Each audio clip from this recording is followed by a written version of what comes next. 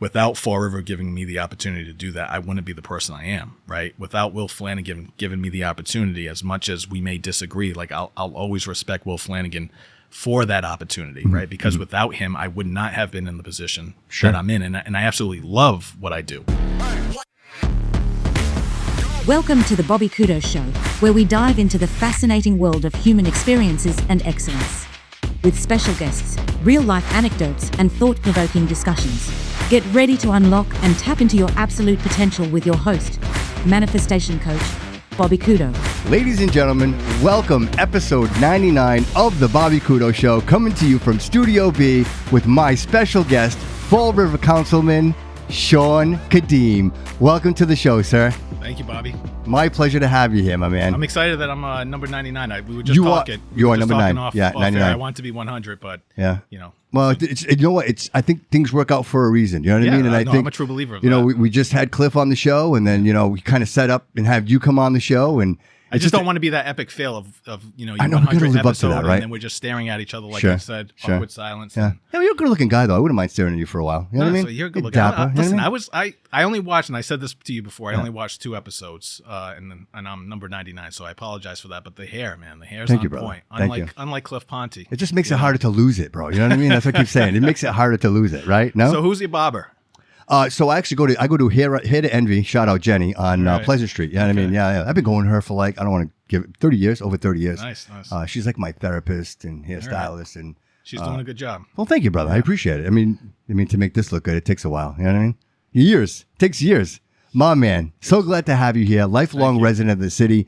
I was talking to Cliff. Again, I don't want to talk about Cliff too much because then his head will get too big. But at the end of the day, it's such a pleasure to have him in here, and I really respect his journey, right? And really where he started, and so young, right? And so young. And I say to myself, wow, it seems that this is like the catapult, right? Where if you decide at a young age that you want amazing things in your life, and I think sometimes we're exposed to the struggle in our lives, much like he was, and to say, you know what, I don't want to struggle like my parents, and you're much like him, man, lifelong resident, right? You went to Bishop Stang, right? I did. Yeah. And then to Bryant University? Well, it was Bryant College at the time, but Bryant University now. So can you tell us a little bit about that? So obviously, being at Stang, you're at another level, right? I mean, obviously, you show up there and you're not schlep. You can't be schlep and go to that school. Well, but I guess before I go there, because I don't want everybody thinking I'm just holding a security. All right. Oh, yes. What do you got there? I got something for you. So I got a Funko Pop for you. So it's Ted Lasso. So I'm going to tell you right now, Ted Lasso is probably one of my favorite shows because obviously there's a lot of messaging behind it.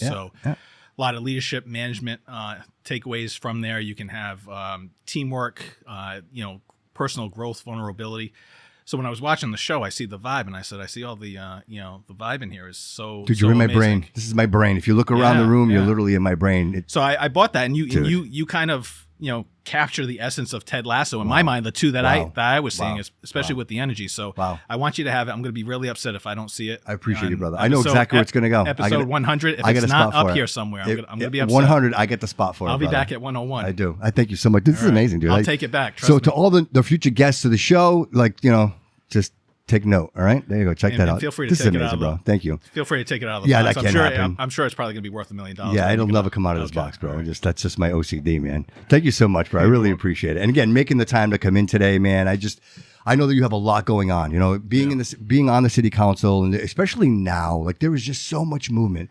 But to me, doing the research and seeing this is nothing new for you, man. You hit the ground running young, and you've been at this ever since. So if we were to say 2010, right, you were the city administrator, and so there was a lot going on. Can you explain to people what that was like? And before that, how do you even get into that? How do you segue into that? So it's actually a funny story. I don't think a lot of people will believe it, but just to go back to the education. Sure. So at the time, and so I graduated St. Peter and Paul. So long life resident of Fall River, and I was terrible in school. So when you try to say that you've got to be up there, and my mother was just praying that I graduated high school. So, and my only option was Bishop Connolly at Bishop Stang. She wasn't letting me go into a public school because she knew if I went to a public school, I just would not graduate. So, I think the highest grade I probably got was a C if I was lucky. So that all turns around, and I credit my 8th grade teacher, Rob Correa, and I just had dinner with him the other day at TA Restaurant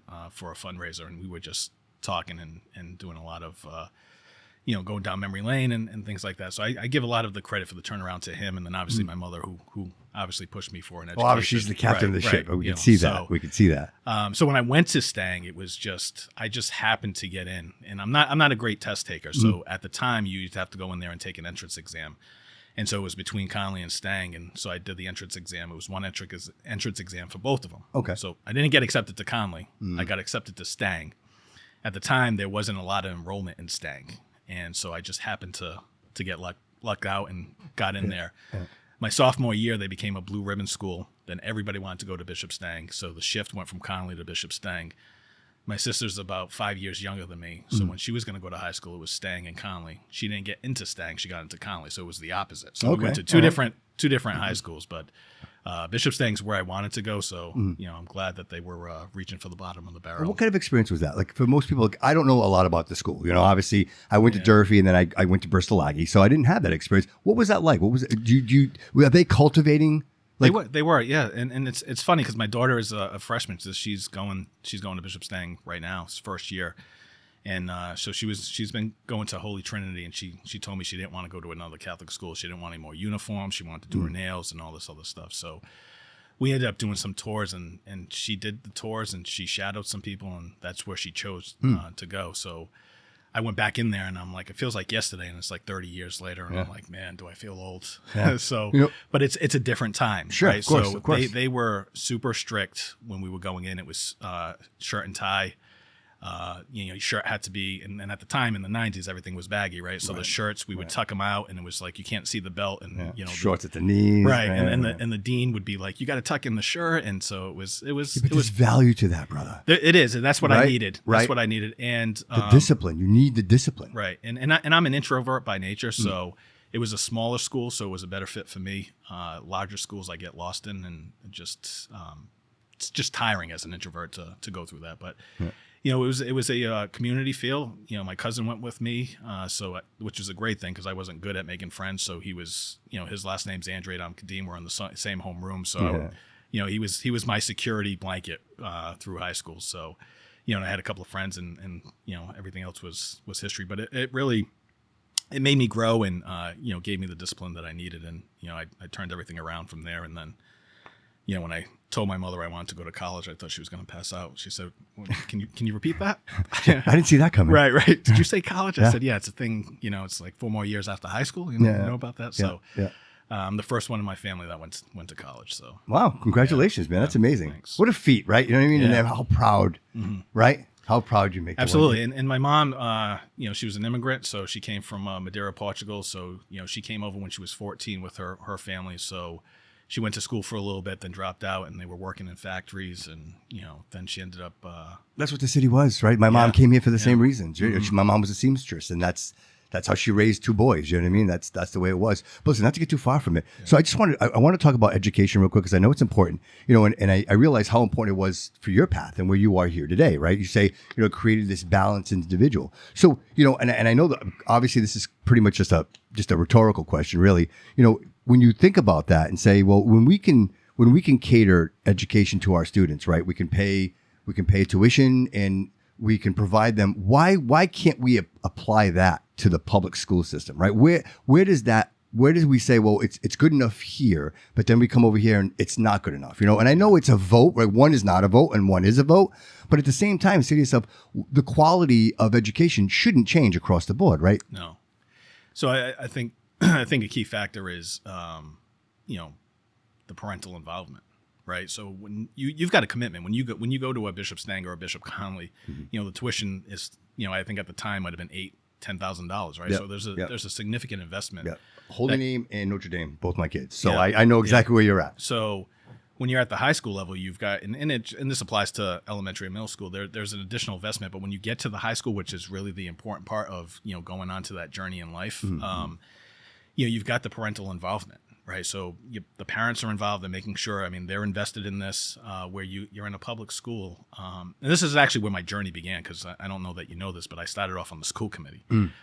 So my mother ended up, she she worked in a factory for a while. Then she ended up buying a package store right outside of Watuppa Heights. So when I was about right across the street, right down the corner. All right. So okay. when I was when I was 8, 9 years old, she had purchased that, and so that was like my summers. I had to work in there and all this other stuff. So she did that on her own. Yeah. That's amazing, bro. Yeah. I know you kind of said it lightly, but hold on a second. Yeah. Single mom buying a store, like, yeah, and she's working in the textile industry, making, you know what I mean? And it just happened by chance because she was working at a couple of different different shops and stuff like that. But then she ended up getting laid off, and she was a supervisor. She was working at Light O'Lear. Okay, so she ended up getting laid off, and she said, you know what? There was she went to the real estate market, and there was this package store that was. I can see where you get it, bro. I see it. There it is. It just happened. I think everything happens for a reason, right? So she saw it, and then they ended up at the time it was her and my father, but he didn't really do much with it because he was working at Swan Finishing, so she was the sole person in there. Sure. She works her ass off. I mean, she opened up at 6:30 in the morning, closes at 11, and she's there from 6:30 to 11 every day.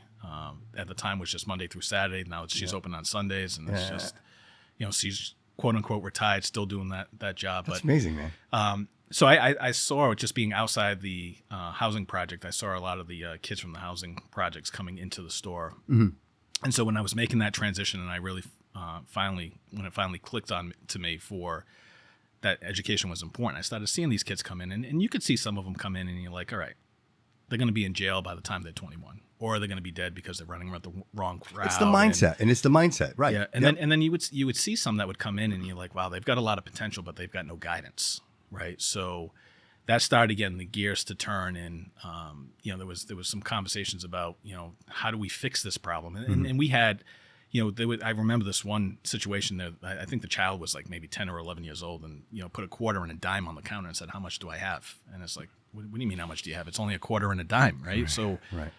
So that kind of showed me that something's got to change. Yeah. And so you said that's what ignited that fire for you. A little bit. It was there, and then I don't know if you know who Wayne Rigo is, but Wayne Rigo was on the school committee. He's my father's cousin, so cousin once removed, second cousin. I don't know how that all. I got you. So I had just graduated college, and I'm still living at my mom's house, and I'm playing PlayStation, and he just randomly walks into my my room. He goes, "What are you doing?" I was playing PlayStation. He goes, "Are you kidding me?" He goes, "You just graduated college and you're playing PlayStation?" I said, "Well, I'm 22. I said, "What would you like me to do?" He's like, "Come on, let's go. We're going to go talk. You're running for school committee." And I was like, "What?" So he gets me. I love that. He gets me. I gotta find me new uncles. Yeah, well, he gets me on this car ride, and he's trying to convince me to run for school committee. And I'm like, that's not happening. And so he's like, no, you're going to do it. He goes, "I'll help you." So in true Wayne fashion, he finally convinces me. I talk to my mom, I talk to my cousins, and they're like, yeah, well, let's do it. And I'm like, wait, like I'm an introvert. I don't like people. I don't like going out. I don't like, it's not my scene. This is the opposite of that. Right. I'm socially awkward. So this is like, it's a real struggle for me. Right. So I decided, it's funny you say that because I don't see that. But go ahead. I'm sorry. No. It's true. I appreciate you sharing that because sometimes it takes a lot to admit that. You know what I mean? But I don't see that. But go ahead. I say it all the time. Nobody believes me, but it's God's honest truth. I am socially awkward, and that's why a lot of people say that I'm either standoffish or arrogant or conceited. It's just maybe they should get to know you, and then they could make. I just like to be in the corner because that's just me. So anyway, so then I decided, all right, I'm going to pull the trigger. I'm going to run, and it comes back to that story where I see all these kids, and I was like, all right, it starts here. This is where it's at because. Because I could have easily have been one of those kids had I not had my mother pushing me, right, and I didn't have a right teacher to kind of get my attention and say, hey, listen, you guys got to turn these things around. There's a lot to life, and education is an important part. 100%. So that was in it. So I had to overcome a lot of my internal struggles that I had, and so I did it. And then Wayne Rigo was gone. nowhere to be found. I'd sit down with him every once in a while, and we just talk about topics. But he didn't help me campaign, and that was in I want to say 2004. God, my memory's terrible. 2004 was the first time I ran for school committee, and I had the most signs. I had more signs than Ed Lambert, and that was the thing. And I thought I was going to win, and I came in second to last place. The only. Yeah, the only person I beat out was Will Flanagan. So let me ask you a question. What do you think you did wrong? I don't think I did anything wrong. I think it was just timing. right? Listen, I got to be honest. Looking back at it, I wouldn't have voted for myself. So we all have different perceptions, and back then, politics was completely different, right? I mean, this is politics. There were like 14 people running for school committee. There had to be over 20 people running for city council. Oh, wow. It was a heated mayor's race, so there was a lot, and you'd have to run 2 or 3 times before you even. When you have to beat the incumbent, it's always hardest to beat the incumbent. You know what I mean? It is. Wow. So it was a different time, and you think you get all these signs, you see your name out there, and you're like, oh yeah, I'm going to do this, and then election day comes, and it's like it's a reality check. It was a gut punch. I only lost 2 elections, and both of those elections were the. So this is your first. This is your first one. So you lose your first one. How do you not lose your motivation to do this again? I did. I took a shower that night, and I was like, man, I'm a loser. I don't know where I'm going. I'm a loser. Like, everybody knows it. Yeah, right. And I'm like, what the heck? How do I get out of here? Right. And you go through. I don't know if I describe it as a depression, but you question. Like what you're doing and, where you're going. Yeah, what's my purpose? Where's this all going? Right. And so then I went back to work, and it was just like, all right, then it's just the same old routine. But I was saying to myself, I was like, I'm never going to do that again, because it's just, I never want to have that feeling again. Right. Because it's like when you put that time and commitment into doing something, and there was a lot. And again, campaigning, as I said before, was completely different. It's door to door. It's going to high rises. It's putting up signs. It's trying to meet people. It's going to functions. Everybody's having a function, right? Right. And so again, being an introvert, to go into a TA restaurant, which might not be that bad because it's a smaller setting, or if you go into a McGovern's and you've got 100 people in there, and it's like, you're an introvert and you got to go to a table that you don't know people, and you go, hey, my name's Shawn Cadime. I'm 24 years old. I'm a little geeky. I know nothing about education. Please vote for me. And they're all laughing at you because you don't have any connection whatsoever. Right. It's a challenge, right? And but you keep going through it. But you make the impression, right? Like, hey, this is me. This is my name. You know what I mean? And you might not see me tomorrow, but maybe next year you'll see me again, right? It's just you're planting that seed. And then being young, it's you don't realize. It's like everything in politics. They'll tell you to the face that they're going to vote for you a million times, and then you get a voter list, and you're like, oh, here are all my friends that said that they were going to go vote for me, and they didn't even go out to vote. So and then when they see you, they're telling you, hey, I voted for you. I got the list, right? So please don't tell me you voted for me when I got the list and I know you didn't even get out. Right. So I think, to be fair, I think when you think of old school politics, there was an establishment, right? Yeah. Like, you had to be drinking the brandy and smoking a cigar, sitting in a smoky room, and those were the people that were making decisions. Yeah. I think things have shifted now. I think there's a younger age. I think there's a new mindset. I think realizing that, we're on the cusp of AI, and realizing that our intelligence is limitless, right? Mm-hmm. So at what point do you realize, hey, look, somebody who's 80 years old probably shouldn't be making decisions, right? We need younger minds that are tapped into the technology, because frankly, I believe it was the UN that just announced, I forget what country it is, that they actually going to have a UN AI agent, like someone that's going to. It's crazy, right? It's insane. Yeah. But that's the reality of it, though. Right. That's real. That, maybe they're testing it over there, but whatever the case is, it's coming. And so I think, having people that are in positions of leadership should be aware of how this all works. Yeah. You know what I mean? Especially how to use a cell phone. Yeah. Personally, I've got strong feelings on whether or not somebody 80 should be running for office. There are people who are 20, 30, and 40, and 50 that shouldn't be running for office. Amen. I also think that we should eliminate the parties. I think that's the biggest problem. Besides social media, which has killed the world, I think the party system is broken, and I think people are just so focused on what the label is as opposed to voting on what's really important. I think we lose focus on the real issues. Whether you're a Democrat or a Republican, I mean, I think at some point, you have an elderly person who has worked their entire life and they're struggling to survive. We've got to figure out the solution, right? It shouldn't be about what the Democrats want or the Republicans. You got to be able to. It shouldn't matter whose sign is in your front lawn. No. And I think, that's why I think at the local level, it's a lot easier, because we don't run, on a political party system, right? So it's just, my name's Shawn Cadime, I'm running. You rarely get asked, are you a Republican and Democrat or an independent? Right. So, and I think that to me works so much better. And I think when you look at it from a national level, I think that system is broken.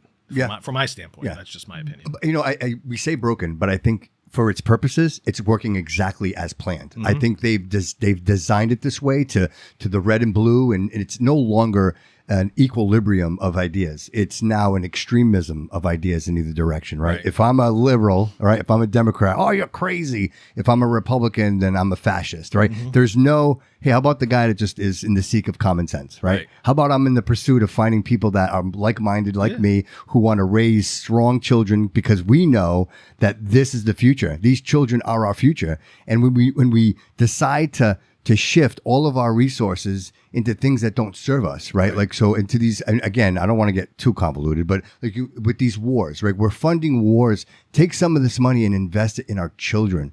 Like China, if you look at China and you look at what these kids are doing, it blows your mind. And we don't see it because we're not looking, right? But if you look, these children are performing at levels that are superhuman, 3-year-olds that are literally disassembling weapons and putting them back together within like 15 seconds. Listen, they can solve a math problem with lines. Have you ever seen that? I don't even understand. Did you see this? They go like this with their fingers, right? I don't get it. Right? They would. It's so, you know, to me. Meanwhile, I'm taking out my phone, doing the calculator. I got to do it 3 times. Right? I'm erasing Seriously, things prime number, right? Counting out my fingers. And, right? Seriously, but to them, that's normal, right? And we're over here on TikTok going, ha, ha, ha, ha, right? Meanwhile, they're over there learning, and you wonder if... India's the same way, right? Exactly. You look at India, it's unbelievable. Yeah. But again, like right now, we're sitting here. What's it look like 10 years from now? Because none of this is now. And I wish people could see that a lot of this was planted 10 years ago, 20 years ago, right? So you start it there, and then you get to a point where we're now, and then you look and say, well, why can't our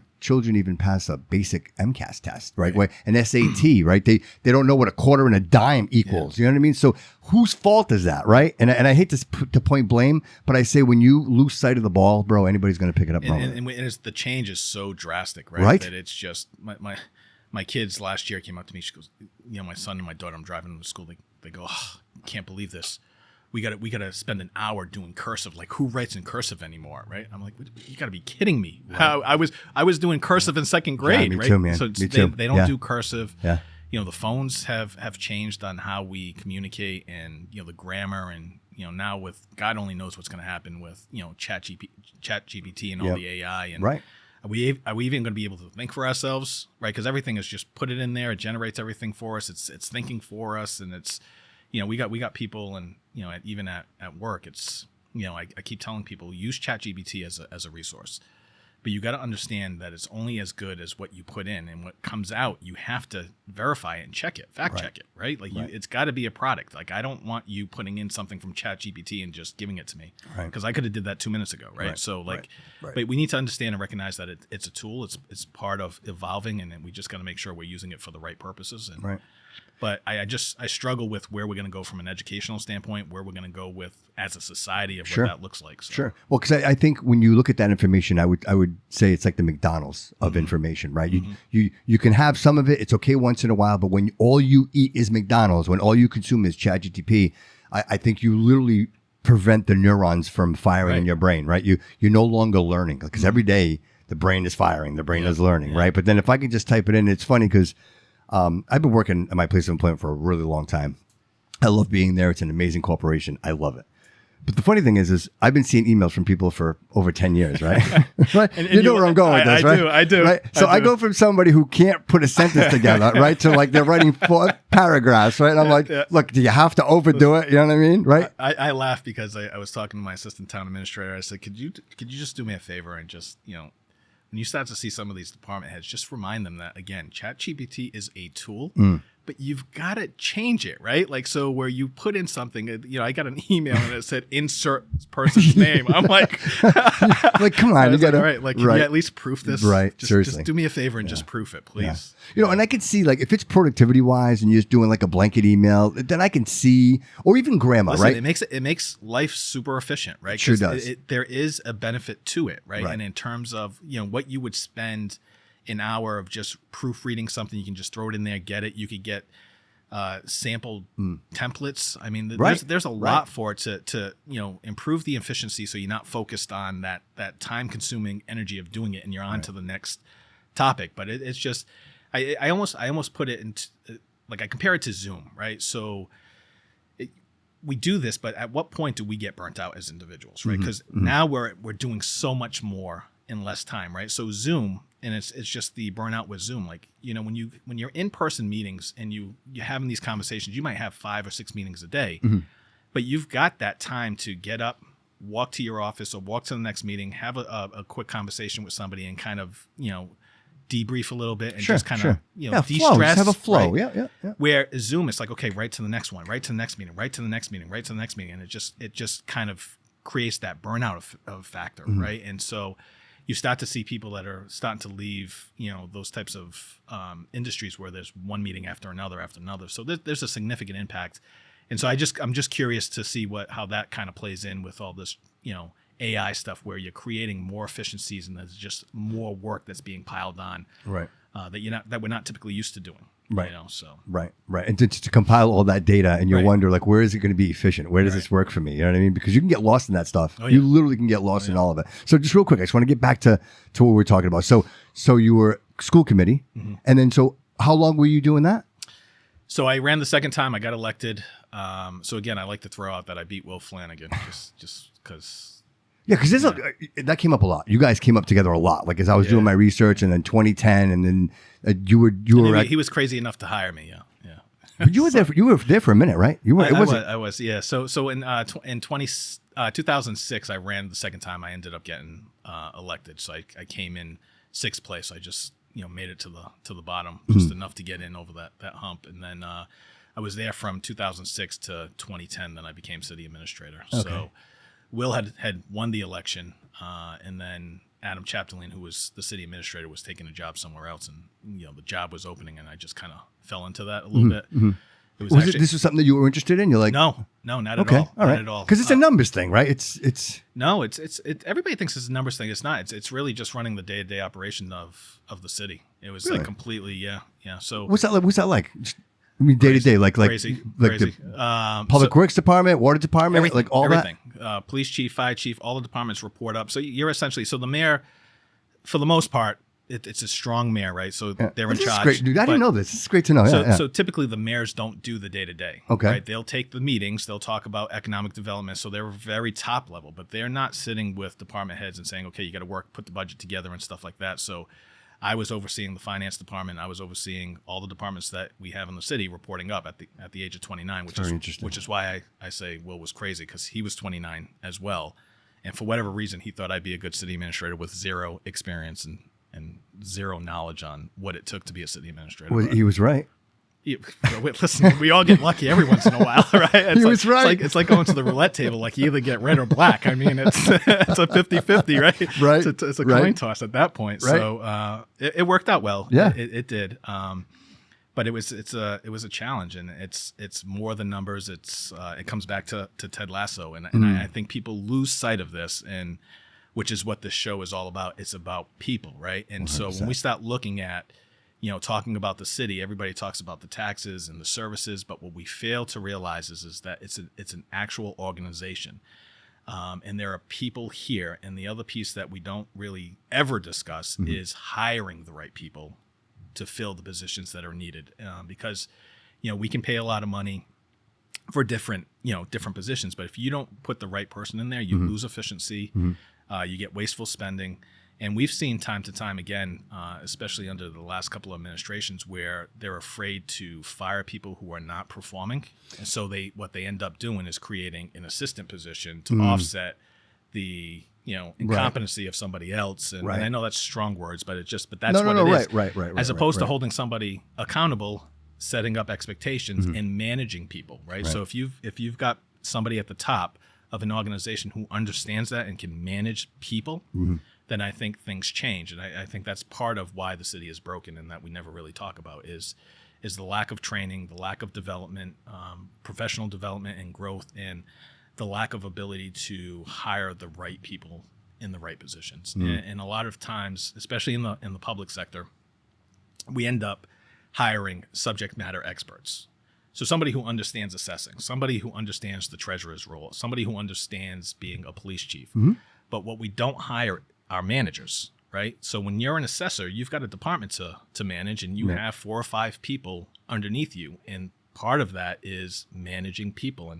and leading people. Yeah. So we lose sight of that, and I think that is also a major part that the average taxpayer doesn't care about. Sure. And we never talk about on any type of level, whether it be city council or the executive level.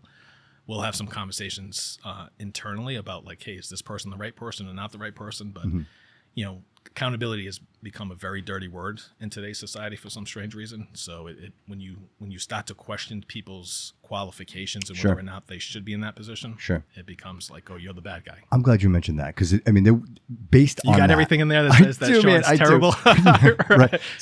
So based on that idea, I would say this, and I'll say it openly. Like I think nepotism could be a big part of that, right? So the mayor comes in. And this happens to all mayors, right? Like, hey, you helped me, you got me here. I want to help you. You help me, and then to that point, sometimes people might end up in certain positions where they don't belong. Right. With that said, I think in certain circumstances, fine, that's okay. Things happen, but I think when it becomes a situation where there's legality, right? So in this case, the superintendent, right? So we had that big situation with, like, you've been through a lot, bro. Like I went through this. I'm like, wow, none of this has been easy for you. None of this at all. And I deleted a lot of my Facebook stuff too. So. Really? So yeah. So well with with Matthew Mueller, like that whole situation that took place, you were an advocate, and I just want people to know that you went outside of your role. Yeah, I went outside my lane. I fully admit it, and I tell everybody to stay in their lane. I absolutely went outside my lane on that one because one, it was the right thing to do. And again, it's about Ted Lasso. It's about people. And I think if you truly care about people, then you're going to fight for them. What really bothered me was one, everything coming full circle. I feel like we're a Seinfeld episode here. It was actually my 8th grade teacher that pushed me over because he was getting bullied by Malone. So he was running the resiliency prep school, and things were going south, and I was getting some word, and I was like, all right, this is it. They've got an HR director. I'm hearing things about female employees, and I said, where's our leaders, right? And then you've got elected officials who are friendly with the individuals that are having sexual harassment claims and all this other stuff, and they're doing nothing. Right, they're taking the easy road, and there's a ton of conflict of interest in my mind.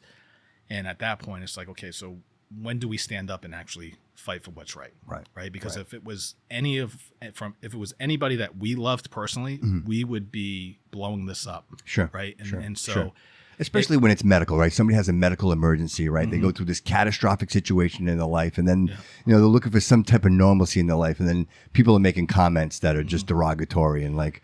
And I say to myself, it's that, and then sexual too, yes, right? So, yes, so to me, 100%. But it's all of it, bro. Right. It's all of it. It's all of it combined. It's like, in other words, what are you doing there? And they knew it, right? What are you doing? And that's what bothered me is that at the time, there were members on the school committee who knew it, and statements were made.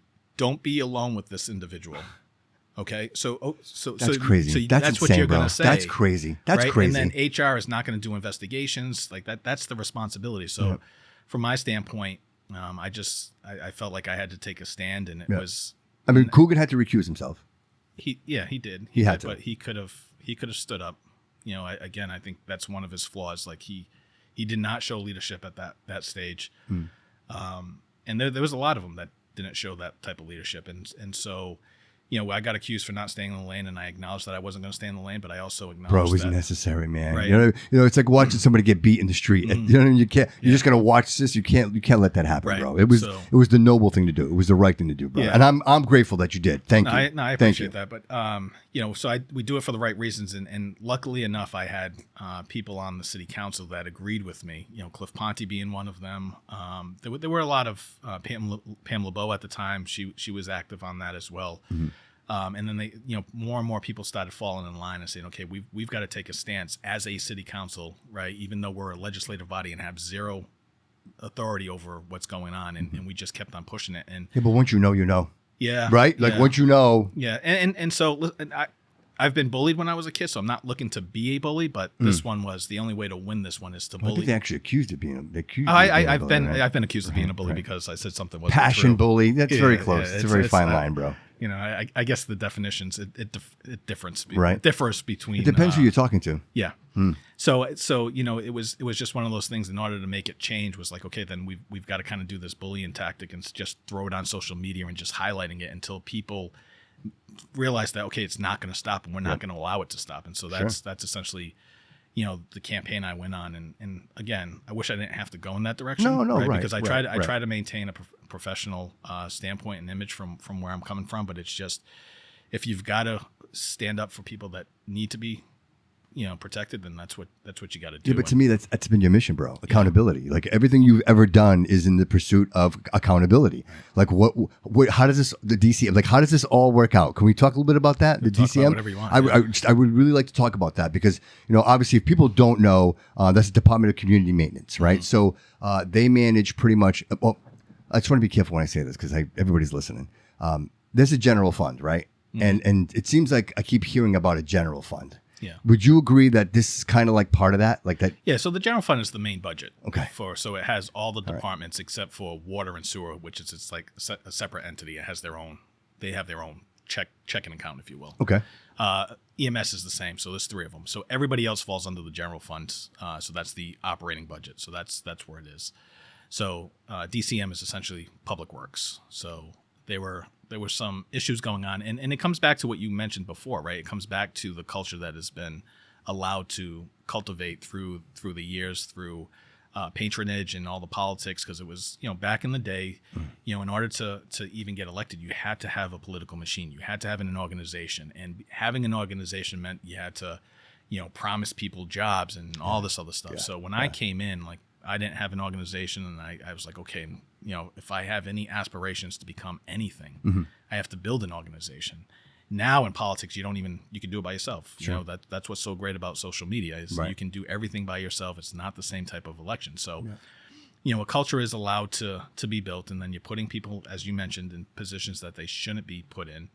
And then, you know, certain individuals start taking advantage of situations, and they see that, you know, Fall River being Fall River, right? Like, you know, we know how to work the system. Like I feel like that's what makes us so unique, right? Where we, you know, and I said this, we had a superintendent when I first came on, and we did not get along because he had this concept where he was a Harvard grad and everybody from Fall River was stupid. And so we used to battle. And there was one time we were in a budget meeting and he made a statement, and I said, listen, you can go take all your Harvard grads, and I said, I'll give you 10 Fall River people who are millionaires right now that do not have a college degree. I said, and I put them up against your Harvard people. And he's like, oh, you know, we go back and forth. So I said, okay. I said, listen, they were raised on the streets. They've got street smarts, and they understand how to make things work. I said, and it's resilience, it's personal growth. There's a difference type of education, right? Absolutely. You got educated at Harvard, they got educated from the streets and the struggle. And that's what makes Fall River so unique. And if you can't understand that, you're going to be a failure in being a leader in this community. Right. So we would go back and forth on that. So going back to the DCM, you know, you put people in there, and they see opportunities to make money, or, you know, to skim or do things, and that's what they end up doing, because that's not the right people in the right positions. And then you get to a situation where you've got department heads who are not holding people accountable because they're friends with them, and it's more about being friends than it is about being a boss, right? And so it becomes hard, and then everybody starts looking, you know, the different ways, and then you know, it's when you're dealing with, you know, an organization the size of the city, it's a large organization, over 2,500 employees. It's hard to keep tabs on everything, so it's easy to kind of fly under the radar. So, sure, and especially when you have 7% of the population voting, I think it's very easy to control in certain ways. You know, I remember a day when, if you wanted to win an election in the city, you had to find the biggest textile mill, and you had to beg, pound the door down to get these people to stop sewing, to listen to your words for 5 minutes. You know, you had to get the unions involved. There was no way you were going to get past that. And to your point, today it's different. Now it's Facebook, it's Instagram. You know what I mean? It's TikTok. And Trump says it all the time. He goes, without TikTok, I probably wouldn't have won the election. So you know, you realize how dynamic that is, in adding that third dimension into politics. You know, and I think at this point, you realize that you can campaign as much as you want, Shawn. You could do this. You could spend all your money, brother. But if people are not receptive, right, they just don't show up. Right. Or they can make comments on Facebook. I get a lot of comments, bro. Everybody gets a lot of hate, a lot of comments. So I say to myself, were you there? Did you show up? Yeah. Are you telling your friends and family, hey, 10 of your friends, get 10 friends and family and go vote, go right. Like none of that is happening. Right. So it's like people just want an opportunity to bitch and complain, but they won't do anything. They won't try to even make an effort to stimulate some type of interest in the system that, quite frankly, is so necessary to what we do every day. Yeah, but I think part of it too is that they've lost trust in the people that are been elected and represent them, right? So I think that falls on us. That's a good point. That falls on us as well, right? Because going back to the DCM, I mean, you've got people who are doing things, and it was highlighted to folks, right? So not having the right people in the right positions, right? You have an HR person who should have been doing an investigation.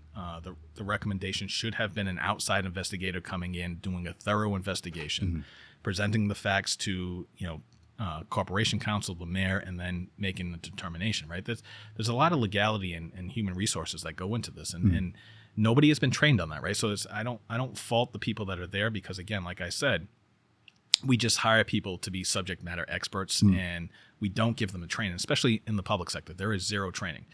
When Will hired me to be the city administrator, I went in there, I signed the contract. He said, by the way, you go park over there. Your office is there. Have a good day. And, I walked in the office, I sat down, and I'm like, okay. Oh, here it is. What do I do now? Wow. And so there's no training, right? There's nobody telling you what you're supposed to be doing. Yeah. And it's May, and the budget's due to the city council in June, and they haven't started it. And I'm like, oh, okay, so I guess you get thrown to the fire. Right. So now you got to build a team, right? Now you try to say, well, let me get some people together, right? So when you start dealing with this and you recognize it comes back down to what we're talking about. It comes back down to people, right? And so to your point, it is frustrating when people don't get involved, but I think part of it is our fault because they've lost faith and trust. So now from my standpoint, what I see, especially coming out of politics now and the candidates that we have and what I'm hearing, because I'm on the other side and I understand government, I understand what's needed. I'm almost disenfranchised. I have no hope because, I feel like we're at a point now, and I was just telling this to somebody, and actually I was in the mayor's office and I had a conversation with him. It was right after the primary. And I said, you know what the problem is that we have no options in my mind, right? Like there's for me, there's no good candidate who understands government, right? I mean, we've got candidates, but nobody understands how to run a municipal government. And from my standpoint, I think we need to change the form of government. I think we need a city manager, a professional manager to come in and professionalize government and how it's run. That's just my take. Standards, right? Standards. And it's expectations and holding people accountable. And I think once you do that, that's when the city changes. That's when it comes easier. That's when I think people are going to feel more faith in what's being presented, the services that are being provided. So that's so just how can I hold you accountable if you don't have a job description, right? If you don't know what your job is, right? But the problem is half the people in there don't even know what those positions do. Right. So that's where I struggle, and I feel like we've come to a point now, and this is no slight on any of the candidates, but what I'm hearing as I'm sitting there is like, okay, so the analogy I give is that we've been in a drought for 2 years, right? So I've got a candidate coming out and says, you know what? They recognize that we have a drought and everybody wants rain. So all they say is, I'm going to make it rain. And everybody's clapping because what they want is rain, right? And I'm sitting back and I'm saying to myself, I said, okay, but you can't make it rain, right? Because I know what the process is. You can't make it rain. That's not possible. Right. You can keep telling people that, and people want to latch onto that because that's what they want and that's what they want to believe. Yep. But to me, it's and this is why I feel so disenfranchised, because it is so misleading. It is misleading to the average person, to the taxpayer, who, when we start saying we're going to cut taxes, it's not going to happen. Right. Trust me when I tell you, I don't care who the candidate is, they are not going to cut taxes. Trust me when I tell you, if you want the services that are provided, you're going to have to, that you need taxes. Our revenues are not keeping up with our expenses. And I said this to the mayor. Fall River, and I said this the other night at the city council, Fall River is probably one of the best municipalities in the Commonwealth that does provide services for the least amount of money, right? So everybody here is complaining, and rightfully so. Cost of living is through the roof. Inflation is through the roof. You can't go to a supermarket and get a bag full of grocery for less than like $300. If I go there with $100, I'm walking out with 2 items. I don't Energy's even up need. I don't even need a bag. They Right. just announced energy's up 17%. So rent's through the roof. Yep. It's not affordable, and I completely understand that. But I tell people, where else are you going to go? Where, if it's not Fall River, where are you going to go? Right? Because from our standpoint, we are the lowest. Like, and I don't have the numbers in front of me, but we are one of the lowest. Right? If I was in Boston and I was complaining, I could say, okay, I'm going to go to Fall River. I'm going to go to New Bedford. I'm going to go to Taunton. Sure. Right? But if I'm living in Fall River, where can I go? Right. And pay less in rents and taxes and all that other stuff. That's not to say that we don't have a responsibility to make sure that we're trying to lower it, but to sit here and say that we're not going to raise taxes and we're going to lower this and we're going to lower that, and you're still going to get clean water and you're going to get enough police, and the budget there's so much waste in the budget. I don't know where all this money is, and it's just not accurate. Right. And for me, again, as I sit there and I understand the day-to-day operations, it's super frustrating to me. Do you think a forensic audit would be? No, that's just a catchphrase. Let's make it rain. Okay. Right? It truly is. We have independent audits every year. So we have auditors. We're required to have a financial audit. Nobody every nobody year. knows this. This is why. Year. Yeah, this is great. This is so great that you're saying And this. I'll tell you, I know that because the first 2 months I had the Department of Revenue calling us and telling me that Bob Correa had committed to getting, because the city was behind on 6 years of audits.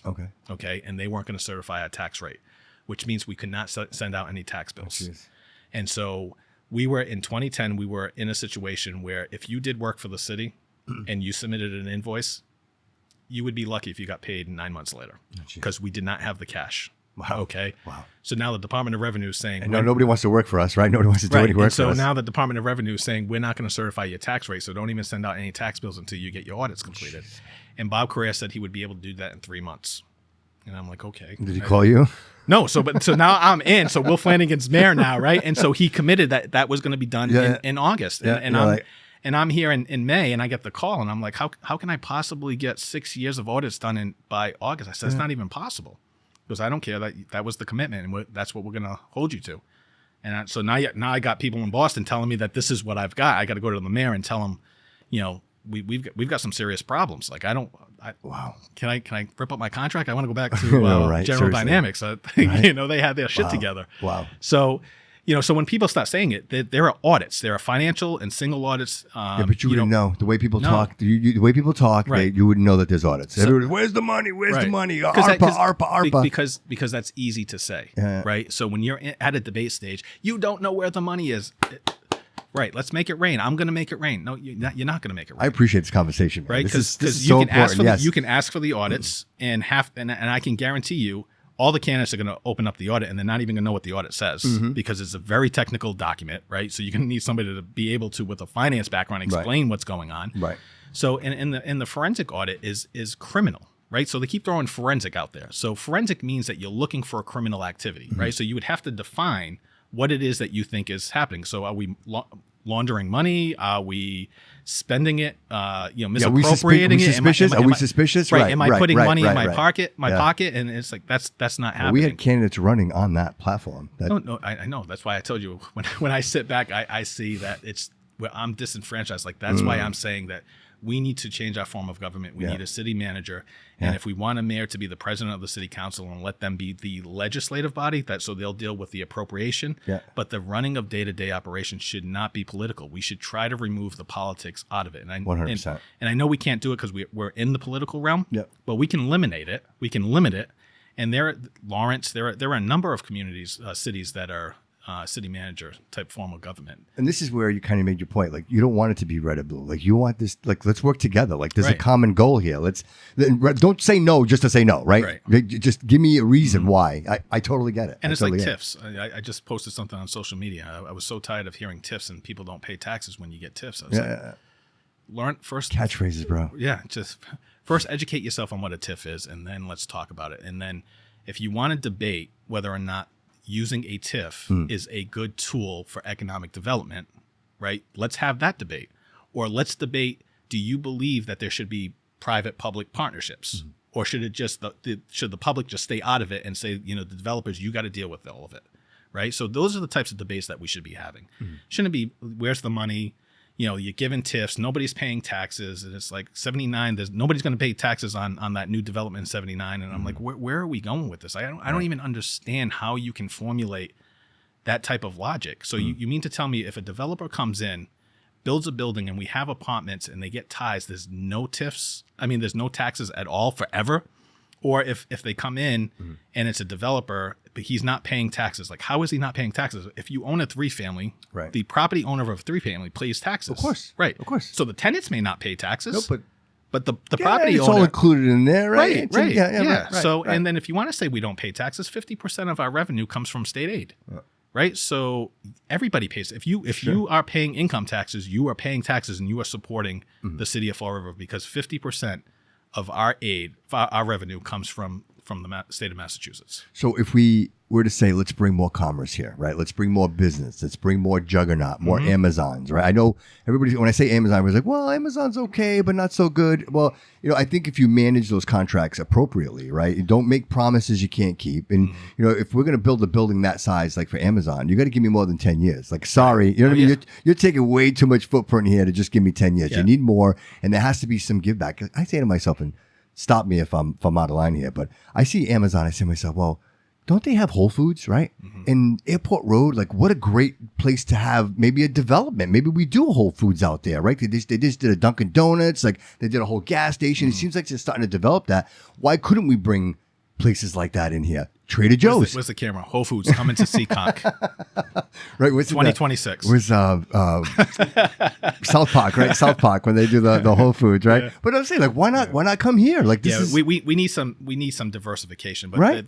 Trader Joe's. So, but there is something to be said about there's a need for additional rental units to come in, and as people are coming into the city, we can't ignore the fact that by bringing these people in, they're going to spend their money here. Sure. Right. 100%. So our restaurants and yes, they're going to go to Providence, but the hope is when you bring it and you increase your tax base, stay. Right. That's the only way we're going to minimize and be able to ease the burden. Right. Is to increase our tax base. So that means bringing more people in, more properties within reason, obviously, sure, of course. and then businesses. Right. And the more we can do that, and then obviously the more businesses we're able to bring in, it's a different tax rate for businesses. They pay more.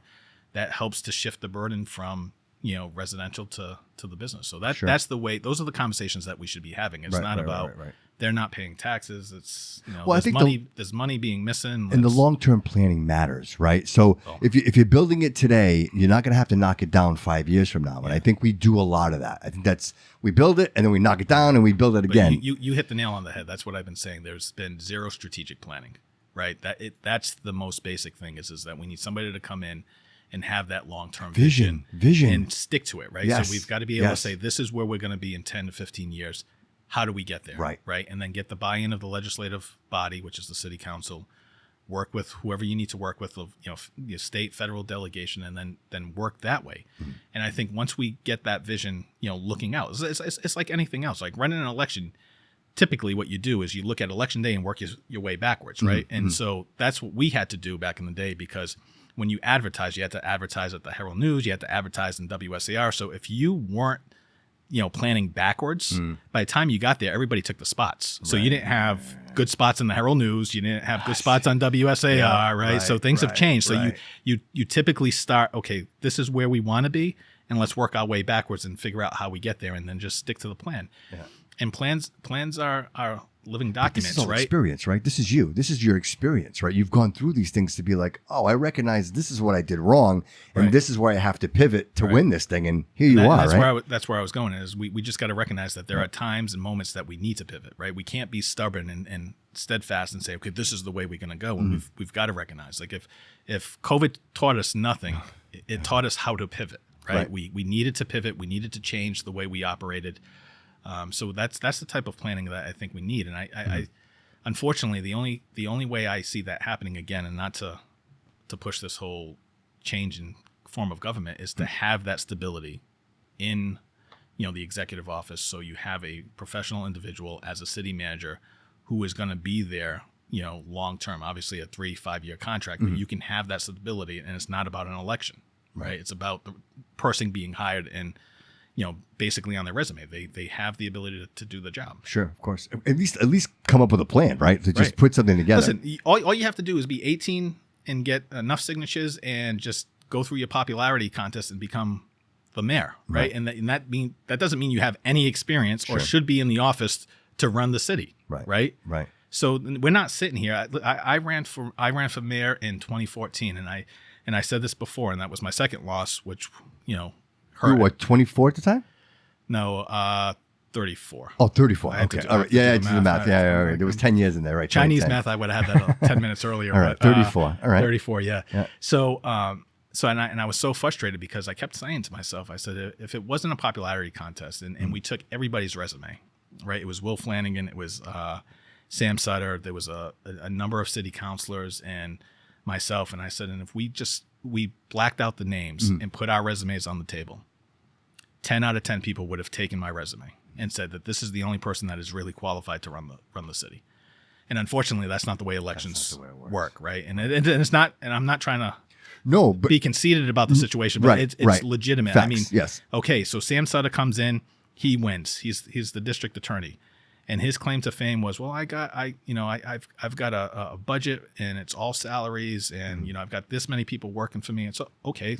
But the state gives you the money. You don't have to worry about a balanced budget. You just got to make sure that you're not, going in the deficit and hiring too many people. That's not very difficult, right? I mean, but he reached somebody. Somebody heard him, right? Somebody heard him. It was a popularity contest, right? So that's the thing. And it's like we go into a debate. It's like I can debate you on every issue, and I can talk about the actual details of running a city. How frustrating. Like it's just. How frustrating, right? I told you that's right. Like it's just extremely right. frustrating. Like you're sitting there going, "How can you not see this?" Right? You see it. How could you not see this? Yeah, it's like and you talk about it. Like, do you even know what a tax recap is? Do you know how assessments work? Do you know, the process for civil service or whatever the case may be? It's just you can go down the line, but it just comes back down to it becomes frustrating because you just got to get the right people in the right positions and.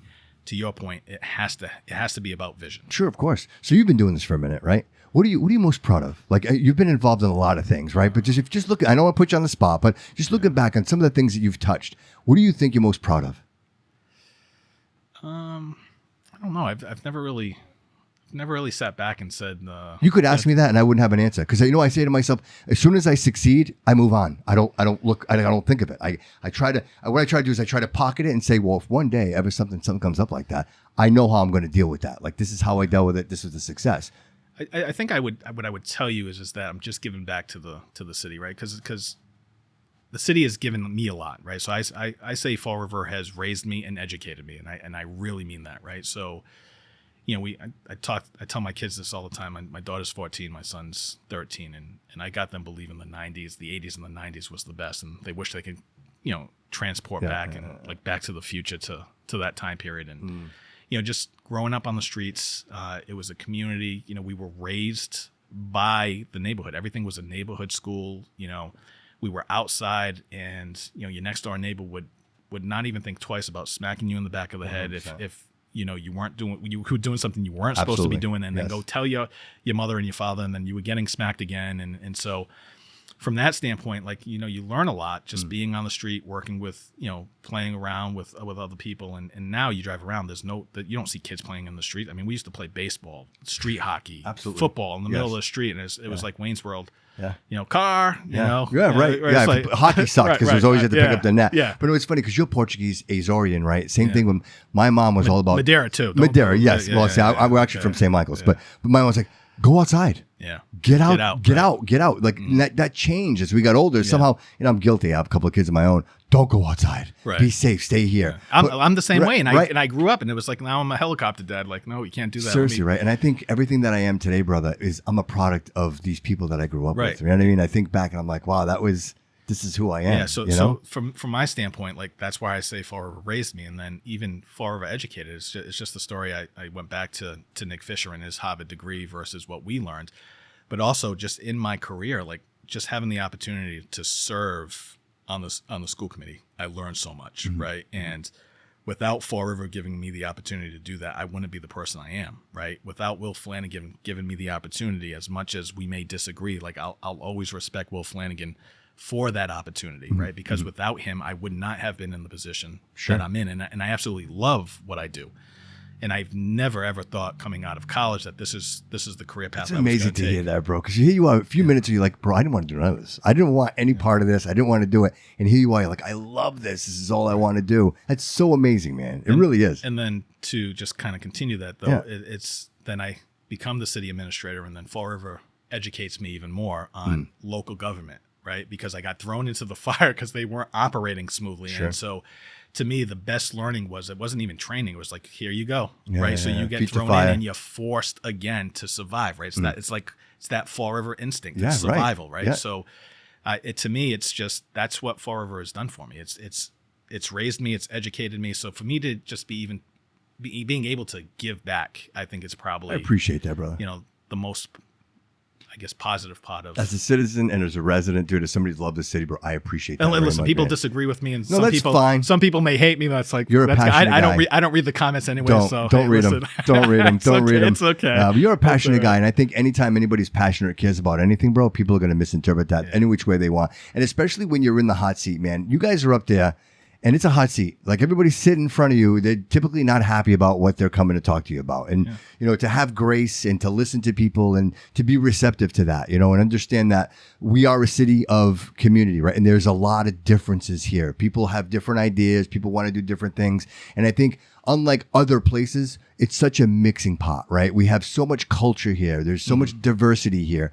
And somehow we make it work. Like, everybody gets along. We have Portuguese feasts. We have the IPC, where they have the best Bloody Marys I've ever had in my life. You know what I mean? It's like, so you can have all that and the diversity in the city. And I say to myself, I'm excited now because, people like you at the helm. And then I say, well, the 79 Project, right, bro, I love to eat and drink. My favorite things to do is consume food and alcohol. I love it. I absolutely love it. So for me to be able to go down to the Cove, to go to Pier 52, to go to Morgan's Cantina, where these are like top shelf places where you sit down, you have a great meal, personalities, you get to mingle with people and have really great conversations. To me, that's the Fall River I am enjoying, because there was a time, brother, nobody was doing anything. Like we had the regatta. That was it. You know what I mean? I don't disagree. So when I was on the school committee, we'd leave a meeting and it's like, okay, where are we going to go eat? Everything's closed, right? So thank God for Kevin Santos. He'd keep us keep it open a little longer. And the glass. You talk about the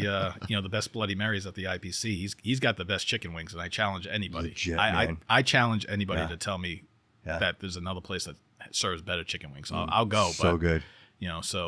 But you're right. Like we need that. We need to kind of infuse that life back into Fall River celebrates America. Yeah. Listen, that's again, right? That goes back to the 80s and 90s. Like everybody, 100%, bro. It was just one. You knew in August that's what you were going to do, and you're going to run into everybody. Yeah. But so it comes back down to a balance too, right? Because I do get concerned, and I think this is what people talk about. It's the gentrification of the city, right? We want to bring in this new culture. We want to raise the city up, but we also want to make sure we're not losing those people that have made Fall River what they are, right? Sure. So. And part of the conversation is how do we keep rents affordable? Mm-hmm. That debate you can go either way on that debate, but also not just focusing on 79, because it is a little depressing when you start getting into the Flint and you start. And I grew up on the South End, and I lived in the South End up until 2018. Mm-hmm. So the South End has always been home to me. Yep. So going back and just seeing what it's become is kind of heartbreaking, bro. It's heartbreaking, man. You go up, you go Pleasant Street. It's like buildings are just dilapidated, empty suites everywhere. And then when I actually had Louis in that seat, and I said to him, Louis, how about the North End? Like, let's talk about the North End. Like, you go over by the library, the YMCA. What else you got over there? Like, there's really nothing going on. You have a lot of the buildings. That'd be great for professional lawyers, whatever you want, medical even. But again, parking is always a concern. But I think, again, back to what we were talking about, a planner, right? Having someone with vision to be like, hey, this is what we can do with these spots. You know what I mean? Maybe think outside of the box. Because I think places like the Bank Street Armory, you wait too long, bro. Now what do you do? Yeah. Now the roof starts to leak. Now the windows are broken. Like it becomes this. Listen, I still say shame on the administration, whether it's the Coogan administration and listen, for full disclosure, I like Paul Coogan personally. Yep. Yeah, me too. Him and I disagree on time to time from an administrative standpoint. So he knows I'll call it straight down the middle. So and obviously he has some issues with me and things like that. But whether it's his administration or previous administrations, like we don't do a good enough job of maintaining the buildings that we have, and there are resources to be able to keep that, right? So when we start talking about it, does the Bank Street is the Bank Street Armory meant for apartments? Right. To me, like I think it's much more than just apartments. Agreed. So let's invest our money. Like we have money. We have CPA money. There's money. We had $72 million of federal money, free money that you will never see again. Never see again. And I am telling you, we could have done so much more to benefit not only the taxpayers, but to benefit the city. And, you know, and I know Paul tried his hardest to do what they did with that type of money, but I just felt like we could have done a little bit more and left a lasting effect and legacy on that money, and said, you know what, we really nailed it. Right. So, I mean, I can criticize anybody. We can. I can go criticize and it's not all about my that. performance, but it's just like it's observation. It's observation. We had the opportunity to do that, but I think we can't. I'm just getting concerned right now. The focus is on 79, right, and we're losing focus of all the other areas that need to be addressed as well. And I think part of it is to your point is planning, right? So once we get the plan, how do we get the demand to or the funding to and the investment into the other parts of our city? Because, you know, you start looking at the Flint, like Pleasant Street. I mean, it's been the Pleasant Street that we've known for a very, very long time, and it's been a while since it was the Pleasant Street that we knew as children, right, where we could go down there and it was like a bustling part. It's like that's a second downtown, right? So, and you've got buildings in there that are easily converted into apartments that you can use as anchors to support the mixed-use business on the bottom floor, right? So, what is it that we're doing? And to me, people can walk. Right, and it's smart growth, right? That's what smart growth is about. So keep people limited. You don't really need to drive. You've got transportation. You've got commuter rail. Like there's ways around it, and make it just a neighborhood feel again. And I just don't want to lose sight of that. And I feel sometimes we get just so hyper focused, and rightfully so, on the 79, because that's $1 billion investment that's going to be down there. Sure. Right. So it's very important. If we screw that up, you know, the city's going to be stuck for a while.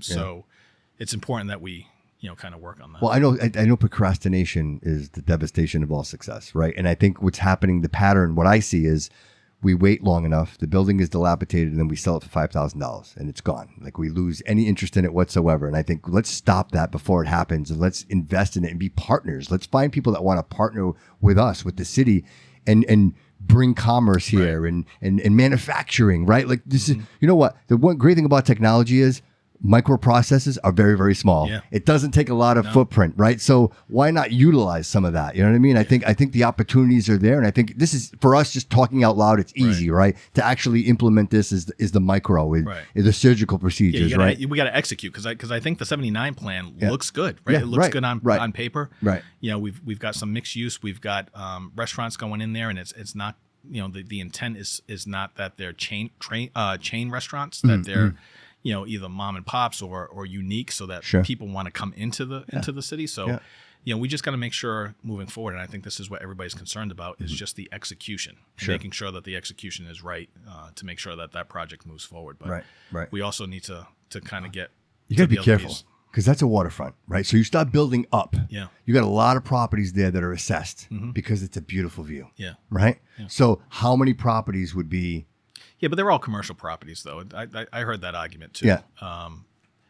I would tell you to go down the list. I mean, you start looking at the property from, you know, the Battleship Cove. It's mostly going to be commercial properties. You know, all your residential properties kind of get towards the Somerset.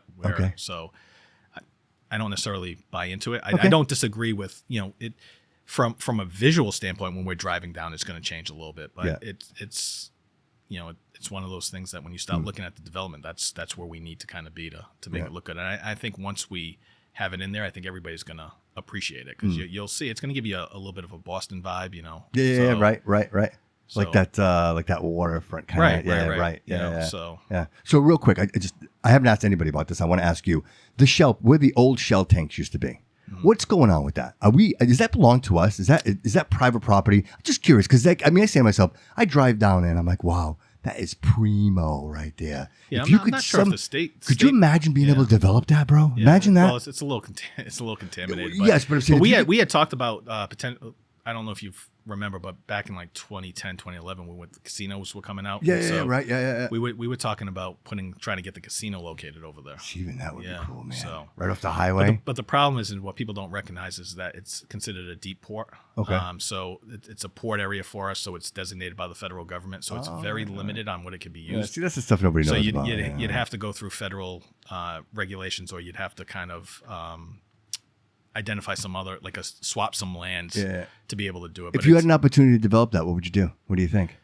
I would do something. Well, given the fact that we're going to have some development, like some type of entertainment out there, like a theater, outdoor theater, or an event. Like I feel like even the city pier, I felt like we should have done a little bit more, right? I think when you go to, you're from the Azores, right? You go out to Europe, you go out to Portugal, the Azores.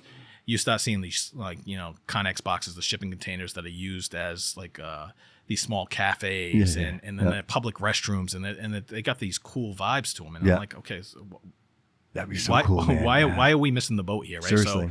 So, it's almost like Cisco Brewery. You got the little containers outside. Like we should have did something there and just allowed it to be that's open. So funny and you say that. And just have different people rent it out, whether it's artists or a pop-up coffee spot or tacos or whatever it is. I don't know, but that's something inspired different, that idea, right? was actually being at Cisco's. I'm like, we could do this down. Obviously it's contaminated, but if you could clean all that up, it'd be perfect for something like that. You know what I mean? Mm-hmm. But that's me, man. I love the city, and I'm always driving around like, oh, what can we do over there? Hey, what can we do over here? Right. But understanding that there's so much that goes on in the background. You know what I mean? Yeah. So for you, sir, next 5 years, where do you see yourself in the next 5 years? Hopefully slowing down. You think? My schedule is a little crazy, right? So I don't have a whole lot of time to myself. So, between CConc and it's like all night meetings, I in between my kids right now with sports and stuff like that, I if I get a day to myself, it's probably a lot. So what are you doing on a day to yourself? Taking naps. Really? That's so funny. That's what Dave and I were talking before the show. He said the same thing. It's exactly what he said. He's like, dude, I just want to take a rest, man. I don't know if I told you I'm an introvert. My house is like my place to just happy place. Relax and just kind of recharge. A lot of people try to get me out, and it's like I'll go through my stages. I'm like, no, I'm good, thank you. How about Madeira? Have you been back? Last time I went back was I love the place. I'm going in October. Are you? Yeah. Taking my mom. It's been, I want to say, I think I just got out of college. Bro, you got to go back. I know, 2000. Yeah, what are you waiting for? 2 or something like that. Yeah, you got to go back. Yeah, I've been to St. Michael's quite a bit, and then I ended up for the first time doing Lisbon. Yeah, Lisbon was okay. I'm thinking with Kevin, I think we might do a guys trip. Yeah, we might go out there. I think I might do I still think the food's better at St. Michael's and Madeira. I struggle with the food, bro. Everybody get like, how was the food? I'm like, you know what? I was expecting to go there and have like the Super Bowl of steak plates. Yeah. And I couldn't find it, bro. I could not find it. No. So that's funny you say that. I agree with you. I'm not impressed with the steaks, right? But I do think if you like seafood, seafood is fresh, right? Yeah. Right. But it's for some reason you would think they have so many cows there that the meat would be amazing. Yeah. I went in there, I sat down, and I'm like, hey, can I get a steak plate? And she's like, well, what part of the steak do you want? I'm like, what? I have no idea what's going on here. Me that like, is there a camera somewhere? Like, where am I? But I mean, it was amazing, and I can't wait to go back. Yeah. I mean, my family, the Couto Construction, I don't know if you're from New Bedford, they own some property out there. We're actually all going to get together as a family. So we haven't done this. So it's like the first time for me. So I'm so excited to get tapped back into the family. I like the islands better than the mainland. I mean, the mainland's nice, but it's just I feel like there's more character with the islands, and the food just tastes better. Yeah, dude, 4 hours away. How do you beat that? No, you know what I mean? You can't beat it. No. You can't beat it. And the flights are really cheap right now. So if you want to go. So lastly, before we walk out of here, I wasn't sure if I was going to ask you this question because I don't want to fracture your relationship with Cliff, but I think it's important that the audience would want to know. They would want to know. So I don't like them. You guys have been referred to as Batman and Robin, right? So who's Batman? Are you really asking that question? Is that rhetorical? That's legit. Like who's if you ask Cliff, I'm sure he's gonna have a different answer. But who would be Batman? Have you ever seen a bald Batman? I have not. Oh, okay. I've not. Well, Robin had a good head of hair though, right? Did Robin have hair? He doesn't always show up. That's so funny. He doesn't always show up. You don't know. So Cliff is Robin. So now we know.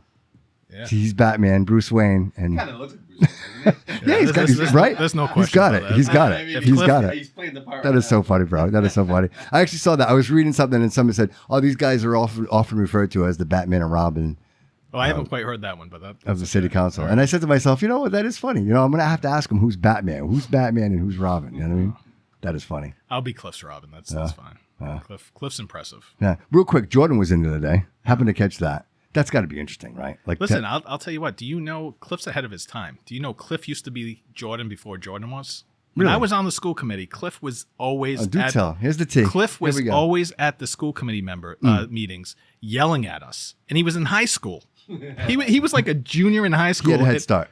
Yeah. Definitely. Him and Andrew Galveo, who was his like best friend, I think they were president and vice president. And I used to have to sit there and I'd be like, oh, here they come again, and they're going to lecture us. I'm getting lectured by a senior and a junior, or a junior and a sophomore, and I'm like, what the heck did I just sign up to? Right. You know, so he would come on and you know, do all the Jordan stuff, and then Jordan just made it cool. You know?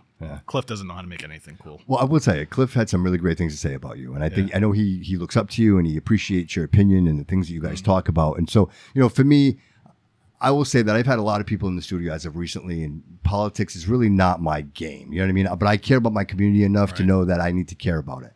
And I'll tell you that it feels good and it's warm to know that there are people in those seats that get along and can communicate, and you can, like we talked about earlier, it's not about it's bipartisan, bro. Like you don't care. You guys are working for the city. You're both committed to doing great things for us and for our kids. And so when I see that, to me, it's inspiring, bro. I don't know if you see it, but I want you to know. I know, David, we were talking about it the other day. It's so great to see you guys up there and fighting for us. You know what I mean? Because I'll be honest with you, bro. I don't have confidence in everybody, you know, and I don't say who or what, but I mean, I've been watching and I've been listening, and, you know, I invite the audience to, some people criticize the show and they'll say, Bobby, you don't really ask the hard questions. And, you know, quite frankly, I don't know that I need to ask the hard questions, because I think if you sit here for 2 hours and you listen to somebody speak from the heart, you can see what they're about. Right. You know, I think that's what people really need to realize is it's not about me bringing you in here and going, gotcha. You know what I mean? Ha, I gotcha on that one too. And tripping you on your words. It's really sitting down and going, Shawn, why do you do this, man? Like, why do you care so much, right? And it's easy to see, bro, that this is something that you're passionate about, and that you found that fire, and that this is something that you want to carry on. And then working with people like Cliff, and you guys are collaborating, and great things can happen. And so I hope that there are, let's say, 7 other people that feel the same way that you guys do. Yeah. Listen, I think for the most part, we get along. It's not like it used to be. Like we used to go out after council meetings and get drinks and whatever, and just like leave everything there. And I think over the years, it's become a little too personal on the issues. Like they can't separate. That we can have differences, and disagree on matters. But you know, as I mentioned before, I'm a super private person, and I've got a close group of friends, and it's a small number of friends. And 2 of my very good friends, I actually got through politics, right? So Kevin Aguiar, great friends. I consider him one of my best friends. I didn't know him before I got on the school committee. He kind of mentored me along the way, and so we built a great relationship. And then Cliff was the other one.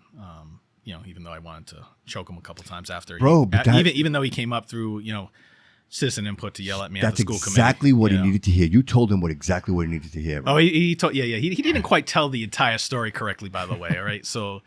Can I tell the story? Yeah, please, right, of course. So number truth here, bro. Yeah, so I did have to give him some tough love, and that's just that's who I am, right? So I feel like if you're not prepared to lose a friendship because because you're afraid to tell somebody the truth, then they're not really your friend, right? It's got to be tough love. It's got to be 100%. Left on the table, and that's just the type of person I am. So we end up going through the Jazel administration. And we're battling for 4 years, right? So there's a lot of lies going on, and we're asking for information, and then his whole entire team is just misleading us, or just interpreting things just so that it benefits the mayor, and so I kind of understand that phrasing. So but at the end of the day, so we have corporation counsel who keeps coming down, and I'm getting really upset because it's really black and white, right? And it's you ask him his legal opinion, and he gives you something that's complete bullshit, right? So we go back and forth. So we fight, and we fight so hard to the point that we say, you know what? We don't trust anything that is coming down, right? So we say, and we try to advocate to get our own attorney, right? So we go out, we make a motion, we finally get the support. And I think it's the first time in the history of the city council that they had their own attorney, that we didn't go through the city's attorney. Wow. So, And we knew that they couldn't bind us to anything, that we ultimately, regardless of what interpretation they gave us, it only mattered what the Corporation Council said, right? Sure, so, of course. But we just wanted to be able to rely on a different interpretation and what we considered the real interpretation. Whether we agreed with it or not, we were getting, this is our opinion of the law. If we're going to address this, we need to know. So we go back and forth. So Corporation Council, we're having all these issues. We get our own attorney. Jazo resigns and Cliff becomes mayor. And I tell him, I said, hey, listen, it's going to go by real quick. I said, not everybody gets to sit up in the corner office. All right. So take some time. I said, and just enjoy it. Right. Make sure you enjoy it. I'm telling you, it's 6 months. It's going to go by fast. You're going to regret it because you're going to say, I wish I could have just. He was the president at the time, right? The council president? He was. Right. He Okay. was. Okay. And that's how that happens, right? Yeah. Okay. So I said, just soak it in. Right. And just take a minute to appreciate what it is. Right. You're part of history now. Yeah, right. So he's like, okay. And so I said, the other thing is when you become mayor, everybody kisses your ass. Right. So you got to recognize. And I told him this when he first ran, like he was so worried about pleasing everybody. And I told him, I said, listen, you're setting yourself up for failure. I said, I don't know if you're religious or not religious. I said, but let's just think about this. I said, Jesus Christ couldn't get everybody to like them. I said, and you think you're going to get everybody to like him, like you? That's a great right? point. I said, that's a great come on, point. he was crucified, right? So just stop. So that's your barometer. You're failing. Like stop setting yourself up for failure. Yeah. So he changed a little bit. Yeah. And so he was so worked up about it. And I told him, I said, listen, you're going to come into politics and it's cyclical, right? So you come into politics and you have this group of supporters, and then you're going to go through and you're going to upset them because you're voting a certain way. So you lose that support, but you gain another group of supporters. So the second election you go through on a completely different supporters than you had in the first election, right? Then you're going to take votes, you're going to upset them, and then you're going to gain other supporters based on your decisions, right? So you're going to have a new group of supporters, and then you're going to come back, and then you're going to realize that you get back to the point of the same supporters you started with, right? So you just go around in this rotation. So I said, you remember when I had that conversation with you? He's like, yeah. I said, okay. I said, it's the exact same thing. The minute you sit in that seat, everybody's going to kiss your ass. I said, so you got to be able to, just kind of put that bullshit aside. Identify and really understand what was going on. Right. So, of course, Corporation Council goes in there and kisses his ass, and then he comes down and he thinks Corporation Council's great, right? And so he tells me that. And I said, you got to be shitting me. I said, were you not with us for the last 4 years? Like, what you were up there for a hot, second, like a month. This is 4 years, man. Yeah. I was like, you're up there for a month, right? And I said, and this guy's just coming over and he's telling you and he's stroking your ego and telling you how great you are. And it's like, he's the best thing since sliced bread. I said, meanwhile, 4 years we've been struggling. Right. Like got our own lawyer. Right. We were getting told lies and misinterpretations and all this other stuff. I said, and now you're like, he's the greatest thing since sliced bread. I was like, oh, all right. So he comes back and he's like, I'm going to run for president. And I was like, yeah, good luck with that. So he's like, what do you mean? I said, I ain't voting for you. He said, what do you mean I'm not voting for you? I said, you remember that time? I said, from my standpoint, I said, I will only support somebody that I feel. If that's tough to hear, bro. As your friend, that's tough to hear, right? If they're running, sometimes you vote for people because there's nobody else to run and you just vote for them. Right. But if I have an opportunity, I want to vote for somebody in a leadership position who I know is going to take the tough stance, right? Because a lot of times what people don't realize and they think we're just a bunch of assholes is the votes that we take aren't the easy votes, right? It's the difficult votes because they're not the popular votes, but they're the right votes, right? And you may not agree with us. Every vote I have taken is because I felt it was the right vote. You may not agree with it, but I felt it was the right vote. And at the end of the night, I can rest my head on my pillow not worrying about a thing. Right. So I tell that to Cliff and I said, and you went through it with us. And then all of a sudden, this guy just kisses your ass for a minute. And then all of a sudden, he's great. Did you forget the struggle? Right? Did you really forget the struggle? I said, where's the leadership? I said, you had the opportunity, granted only 6 months, to be able to sit up there and hold him accountable and said, why now all of a sudden are you in alignment with me when, just a month ago, you weren't in alignment with us. My morals and my expectations haven't changed, right? Still the same so guy. My principles are what they are. So why now all of a sudden, what's the change in perception or a mindset, right? Yeah. So he's like, no, I get it. I said, listen, I had to teach him a lesson. So I said, nope, not going to do it. So, people were going and running for president. And I was like, listen, I'm not voting for Cliff. So, figure out who's going to be council president and I'll let you know where I'm going. I said, but I'm not voting for Cliff. So everybody thinks I'm voting for Cliff. And I said, I am not voting for Cliff. I'm telling you. So Cliff's like, what do you mean you're not voting for me? I said, I am not voting for you. I don't care what it is. So I went all the way. We get to the election. We go. and it's inauguration. And so that's it's awkward. Obviously, it's awkward between you two, right? No. It's not awkward at all. Wait, he might have been awkward. Right. I was cool. I'd be pissed off at you. I'd be mad at you. That's I'd be all mad right. at That's you. all right. I think we were at Slog's restaurant when I even told him. He said it was Suggs. Yeah. You're right. You're absolutely. You have a good memory. That's exactly what he said. I think I might have even made him pay for lunch. He didn't mention that, but he did say you guys were at Suggs. Yeah. So right. I was like, no, it's just not happening. Wow. And so Wow. we would listen. I love Cliff, right? Like Cliff's a very it's good. Something personal, bro. It's a business. good friend. Yeah, I'd say right. But at this point, we're not in alignment, and I think he has the ability to be a great leader. And if he is ever mayor, I think he has the ability to go down as one of the best mayors, and that's legitimate. Like in terms of, and it's not being biased. Sure. It's just I know who he is as a person, right? I see his principles, his commitment. I see his drive. His decision making, I think, is on par with some of the greater people, and so I just needed to show him that like you can't let because he was falling back into that young Cliff where it was about pleasing everybody, right? And wanting to be loved, and I told him, and I said, do you remember the time I told you that, there's a difference between being liked and being respected. I said I could go into a meeting and I'd have department heads come in and I'd be like, you know what? That's a really good department head, right? I don't like him, right? But I'm going to make a recommendation that he gets appointed. But when 4:30 comes, 5 o'clock comes, leave me alone. Right. I'm not going out for drinks with you. Right. Then you have another department head who at 4:30, 5 o'clock, hey, Shawn, you want to go out for a beer? Sure, yeah. But can't do their job, right? A terrible department head. And I said, and you got to be able to distinguish. And at that point, say, we're friends, but I'm not making a recommendation for you to get appointed because you're not the right person. You got to be able to separate the two. Sure.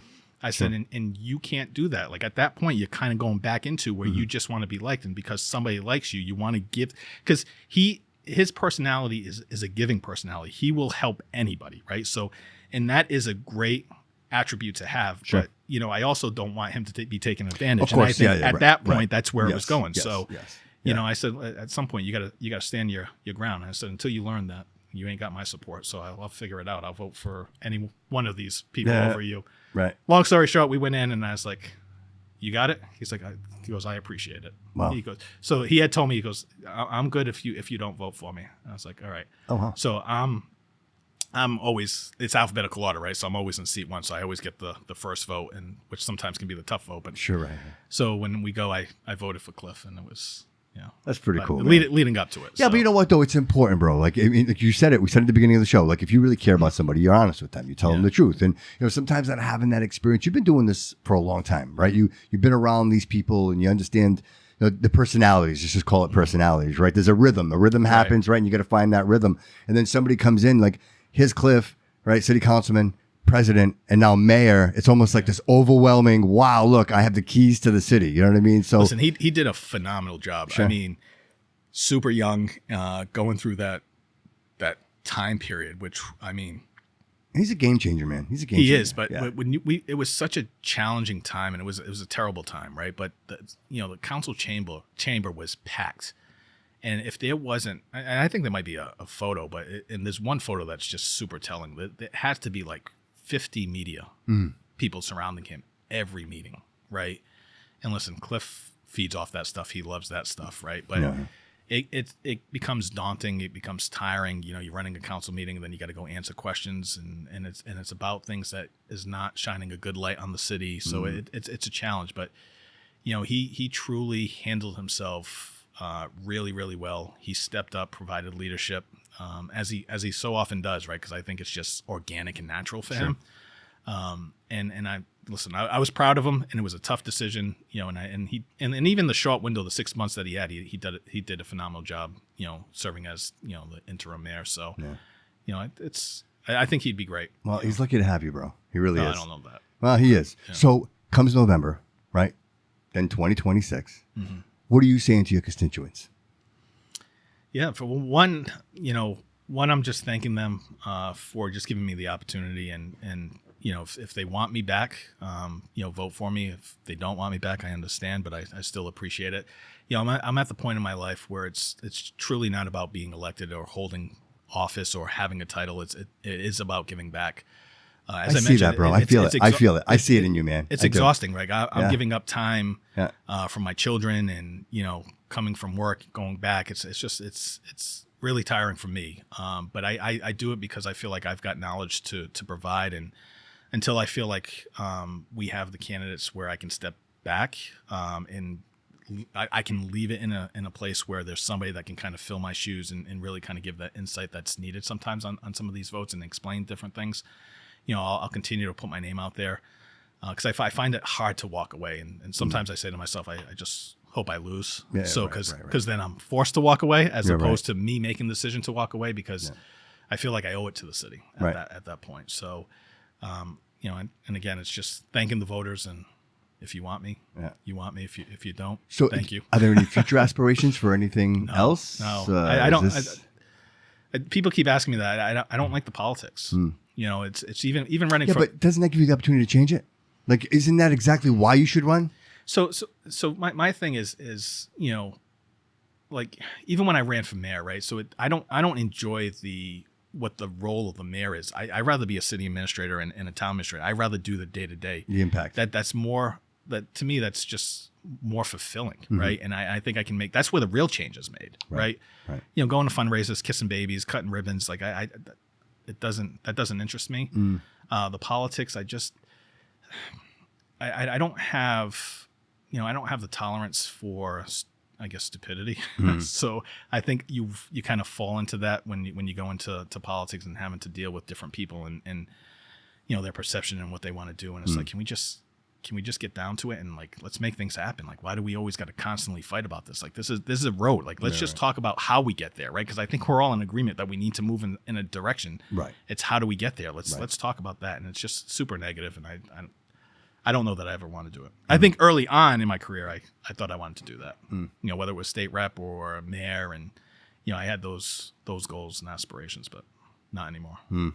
Well, so I imagine, so if Coogan gets voted back in, then we just, it's continuity, right? And then, but if Boomer is elected, that really changes a lot of things, right? So I think the field changes, then people change. I mean, you've been through this before.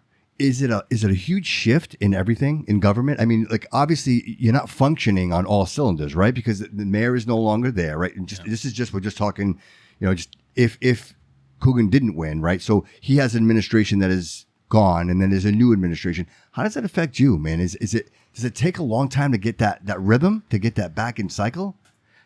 From the city council standpoint, no, but there is a huge shift, right? Massive shift, right? Operationally, absolutely, because it's going to take Boomer, like if he wins, it's going to take him at a minimum of 6 months to really kind of just understand what's going on and really deal with at least not, because it probably won't even deal with all the issues, but let's just call it 70% of the issues, right? Kind of get up to speed on where it's going and find your groove. And then by the time it's already said and done, he's already running for another election, right? So it's hard to do that because then you've got new people coming in, I would imagine, right? Yeah.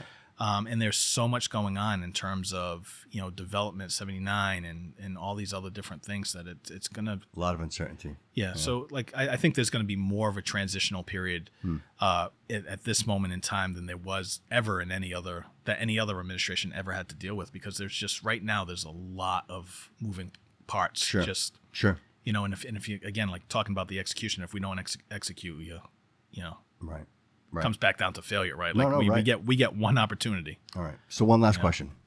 How do we stimulate people? How do we get people involved? How do we get people wanting to sit in your seat? How do we get people wanting to be a part of a community and say, my voice matters? Why can't we have 30 people running for city council? Why can't we have 15 people running for mayor? Where are these people? Where are they? Society has changed, and I think priorities have changed, and then I think a lot of it too is and some of it's good, right? I think you're starting to see, like, especially people with children, right? The parents are more involved with their children in the activities than they have ever been, right? Like, right. Good times, bad, right? Good times, bad men, bad, right? So when we were growing up, I mean, I used to play baseball. I could count how many times my parents showed up to my baseball game, right? So I can count on my hand how many times I've missed any of my kids' games, right? So so it's the opposite, right? So I think right now, the priorities for people have changed, and the amount of time, like available downtime that they have to be able to dedicate to this part-time job,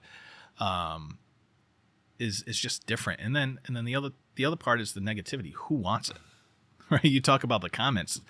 Like It's a you thankless really job. you really got to be a glutton for punishment to be able to No good deed goes sit unpunished. there and just constantly, no matter what you do, there's always going to be somebody who is not happy with what you did. You didn't do this, you didn't do that, and it's like, all right, that's why I don't read the comments. And it's like, okay, if you're going to complain, then put your name on the ballot. You do it, and let me sit back and laugh and say, well, why didn't you do this? Well, why didn't you do that? Why didn't you make it rain? I can't quite figure out like how we make it rain. You know, so it's just it's funny. Louis was sitting there and he mentioned that I don't know if people know this, but it costs about $50,000 for the police to work the feast, right? It's like $50,000, and we charge that to the feast. The feast people pay that.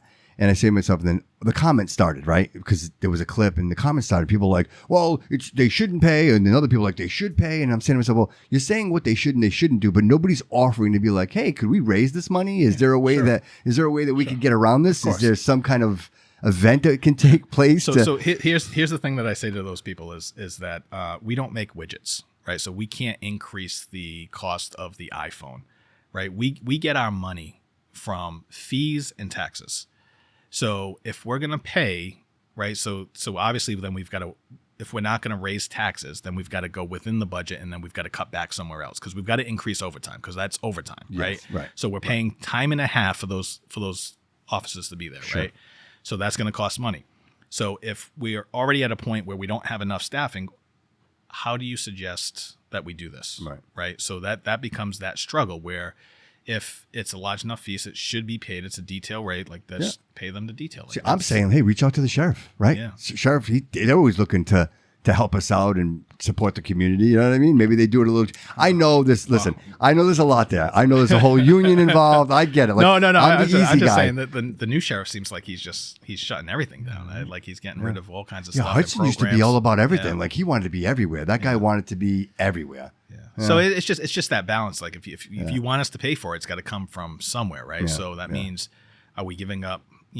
Like because there's other overtime, there's other staffing issues and things like that. So there's that balance. And sure, listen, can you find another $100,000? Yeah, but the struggle is that we got to recognize that there are a number of departments that fight to try to get additional revenue and resources, right? So we've got to be kind of fair and consistent. Of course, like the fire department, who needs more resources than them? You know what I mean? So you try to make it all work for everybody. And unfortunately, again, not to talk about it, but that Gabriel House situation, everybody was like, "Oh my God, how could this happen?" Look, guys, it doesn't happen until it happens, right? Yeah. Like it's so obvious after it happens. It's unfortunate, but there may be 10 other places like that we're not even aware of. And so ultimately, at the end of the day, it comes down to having the right people in place to do the inspections, having the inspectors, having the infrastructure that we can support these organizations so that they can support people that need it. You know what I mean? I will say, I know there's people that criticized Mayor Coogan.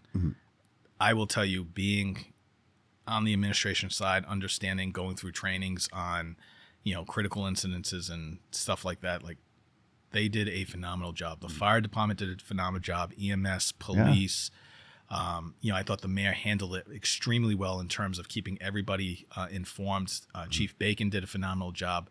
And I kept on calling him. And again, we have our differences. I think I called the chief and Mayor Coogan at least every single day just to, not even to ask a question, right, but just to check in on their mental health. Well, that's great, man. That's because great. I think part of this, everybody is so quick to say you should have done this or you should have did this or this should have happened. And why didn't we have 10 more firefighters or 4 more firefighters? Like show me statistically, show me facts that if we had 4 more firefighters, that would have saved people's lives. Right. Because we had nurses that were running out of St. Anne's to go over there to help. So we had bodies there, right? So that's not the case. But the thing is, like, we can point at any instance and say, you should have did this, you could have done this. But at the end of the day is when you start looking at how prepared they were in the resources that they turned around. They got people into the shelters, the support services. And listen, was there some politics involved? Like, the governor coming down, like, yeah, okay, I get that piece. That's just the reality of the situation. Right. But at the end of the day, it is exhausting to be in charge of a city in a department and have to deal with, number one, the loss of life, so heavy. The impact on firefighters, like mental health on firefighters. And so we just say, okay, you know what? We look at the firefighters and we're like, okay, we need to get them some help and assistance. But we don't look at the people who are in charge and responsible for them, right? Like the fire chief, like his, he was emotional too, right? Like, and like, what's he going through? And is anybody ever checking in on him to say, hey, listen, are you okay? Because on top of that fire, he's got the state union coming down saying you need more people, and it's like, okay, in the middle of this entire crisis, I've got to deal with all this, and now we're going to have a battle on whether or not we have enough staffing, right? So like that's how it's all going to play out. Can we just get a minute to be able to kind of get everything under control, make sure everybody's receiving the services that they need, both internally and externally, right? So to see how quickly they were, just getting together and the information that was being provided and the services that were being provided, I reached out to both of them just to not ask any questions, but to say, hey, how are you doing, right? Because again, it comes back down to people, and as leaders, like we get impacted too, right? We're expected to be able to just wear this armor and say, okay, no. So I checked in on Mayor Coogan and the chief, and they took a toll on them, right? Sure, so it's like, and then you get that backlash. It happens on your watch, man. I don't care. It's on your watch. Like, nobody wants to see anybody die, right? And it's like, okay. Right. So when we go back to it, it's like, okay, who wants this job, right? It looks good until you have to actually go and do that, and then when you get a situation like that, it makes you think twice, right? And it's like, Paul Coogan could be retired and enjoying his life, right? He's working around the clock trying to figure out how to make things better, right? And fix a situation. Right. So well, he came into the studio and he came prepared, man. He had binders, like he was ready to talk about it. And so again, I think the guy has a lot of passion. He's been here for a long time. He's committed his whole life, to this community. So you could say what you want to say, but I think it takes a lot, and it speaks a lot about somebody's character when you're put in situations like that. And he never said anything. Yeah. He never bit back. Never once bit back and said, well, how about you? And he didn't do that. So give credit where credit is due, man. And I don't disagree. I'm just the vice principal. It came off the wrong way. And then everybody's beating him up. And it's like, okay. And that was it.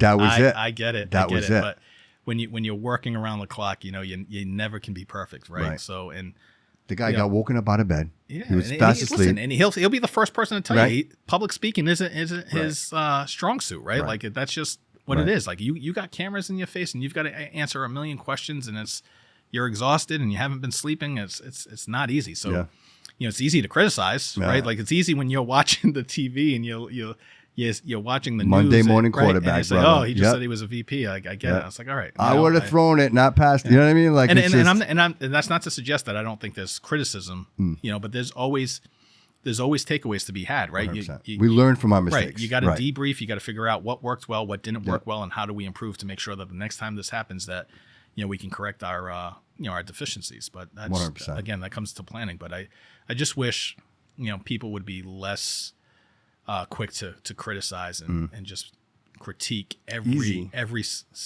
situation, right? Like there's a way to be able to behind closed doors, get to the table and say, hey, listen, this is what we need. This is what we want. And how do we get there? We need more staffing or whatever the case may be. Sure. It's just, it doesn't need to always be public. Right. And if you're texting on Facebook, then get in your car or get an Uber and go down to a city council meeting and speak your voice. If you really, really care and you really want to say something and you want to be heard, go down and have a conversation, right? 3 minutes, sit down and share your concerns, right? That's the best way to do it, right? Instead of just being critical and saying things that just really don't matter. You know what I mean? Just stirring the hate. You know what I mean? And bring added value. Bring something to the table. 100%, especially if you care. So tell me what you would do, right? Like it's great that I hear everybody come down and say, the homeless. Oh, okay. I keep hearing that, but what's your solution? Right. What is your solution? Tell me your solution, because if we had a solution, it would have been you think you start looking on the West Coast, California, Seattle, you think they want the homeless situation that they've got going on. So if they could have figured it out, it would have been taken care of. So it's not as easy as everybody makes it out to seem. So, but I understand everybody has strong opinions and everybody's got differing opinions, right? And that becomes the struggle. So, but I always say, if you're going to come down to the city council, just don't yell at us. You want to yell at us, but yell at us. You get 3 minutes. Yell at us for 2 minutes. Yell at us for 2 minutes, and then the last minute, tell us what you would do differently. Right. Give us some of your thoughts and some options that you think are viable options, and then add to the bring value to the table. I hope people show up to vote, man. I really do. I was so bummed out. I honestly, we were talking, and I'm like, I can't get people to fill vacancies on boards and committees in Seekonk. Like, this is just not in Fall River. It's nationwide. It's like there is a lack of interest in local government, and I don't know where it goes from here. So well, we got to find those people. Yeah, we got to shake the tree, bro. We got to make sure and I think having young minds like you, like Cliff, I think it stimulates because you guys are an example. Like when I talked to Cliff's like, I was 15 and a half years old, man. I was ready to go. Like, if there's a 15 and a half year old out there hearing that, listen to that. You know what I mean? Listen to that because here you are. I don't know many 15-year-olds that think like Cliff right. Monty, Well, we need more of that. No, That's what I'm saying. I don't disagree with you. And like your mom inspired you, right? She pushed you along, right? She gave you that. Him too. His parents. But I was still playing. PlayStation at 22. Yeah. Cliff was making money. He was, man. He was, dude. He's a winner. Yeah. No, well, you're a winner is. too. But you guys are both winners, man. Yeah, different levels. I appreciate you, bro, so much. Thank you so much for making the time to come in today. It means a lot to me. Episode 99, brother. Like right, it's just. I know. It's just I couldn't hold off. One more episode. I appreciate the gift, man. I'm it means telling a lot you, to me, man. I'll be back at episode 101 if that's not up there. Yeah, on you're gonna episode see it. 100. You're gonna see it, bro. Right. You're gonna see it. Shawn, thank you so much. Appreciate I hope I can call you friend, my man. Yeah, absolutely. I appreciate you. We'll do this again. Yeah, right. definitely. Maybe after November and things are rolling, you get some time, have you come back in, and maybe we could talk about some of the plans, some of the stuff you're working on. But I'm not going to drink that Mad Dog 2020 though, dude. Right? Does that bring back memories? That brings back. Yeah, this goes back to my mom's liquor store. Oh yeah, you would get it for free. That's like $1.99. That is so funny, man. That's great. Thanks again, man. I really appreciate it. Everyone, thank you so much for being here. We really appreciate it. Please go over and support our sponsor, Pinnacle Painting. You know, honestly, a cut above the rest. You can't beat it. 10% off if you mention the Bobby Couto Show. We appreciate you, everyone. Thank you so much for being here. Like, follow, subscribe, leave a comment, and remember, always remember that all roads lead here.